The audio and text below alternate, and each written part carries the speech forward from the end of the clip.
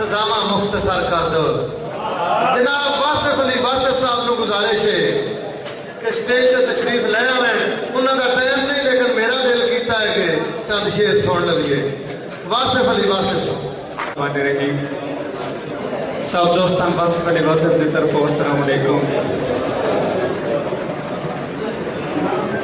وعلیکم بھائی دی فرمائش، ضعیفی زور کر گئی ہے سزاواں مختصر کر دے۔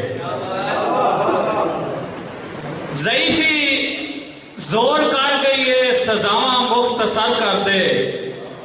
رقیبی رقص نہ ویکھاں تو مینوں بے نظر کر دے۔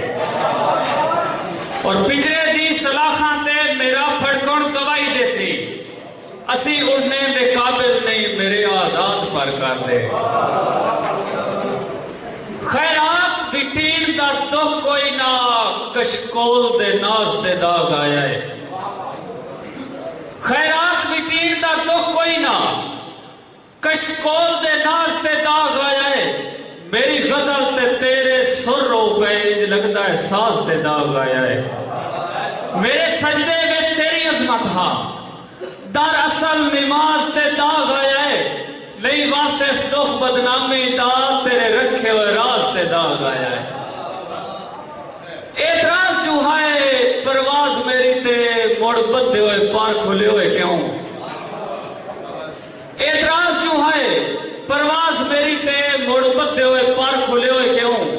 سیاد اٹل تقدیر دا مطلب میرے پجرے تے لکھے ہوئے کیوں؟ کھب کھو گئے جدن ضعیفی وچ، سانو ادا آزاد کیتا ہوئے کیوں؟ جدا چمنستان دے راہ بھول گئے، سانو واصف چھوڑ دیتے ہوئے کیوں؟ یہ زندگی دی تمثیل دیواں سامان وچ بھیج گیا ورک ہوندا ہے۔ یہ زندگی دی تمثیل دیواں سامان وچ بھیج گیا ورک ہوندا ہے۔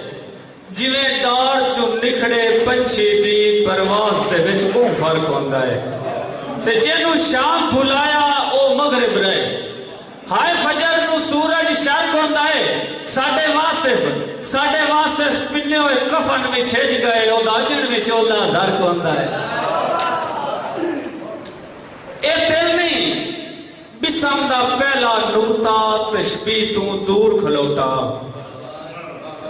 اے دل نہیں بسم دا پہلا نقطہ تشبیہ تو دور کھلوتا۔ یا واصف ہجر اسود ہے جنو آبے کوثر دوتا۔ رخسار شباب دی تسبیح وچ کسے اے باز ذوق پر ہوتا، اتو زلف لباس کعبے دا جویں فجر دے ملک سوتا۔